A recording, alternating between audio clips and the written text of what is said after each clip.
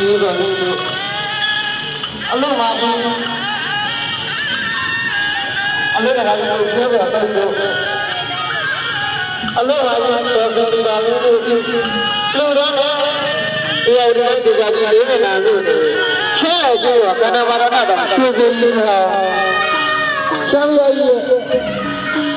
ဇူးပါဆက်ကြတယ်လူတော်ကအလုပ်ဆောင်ရမှာပေါင်းလို့ဖြစ်ပါတယ်။ဘာလို့ဒီလိုနေနေလဲချင်းလေကြည့်တော့ကဏ္ဍဘာရဏတော့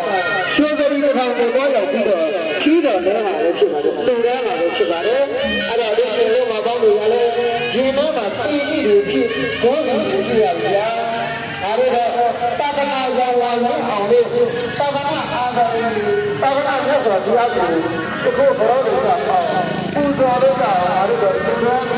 ဆိုတော့ဒီနေ့ကနေပြီးတော့သူကောင်းတာအတော်များများဒီလိုတော့အဲ့ဒီတဲ့ပတ်သက်တာဆာလို့ဒီကနေ့ကပြန်လာလို့ပြုံးရရတယ်ကြာ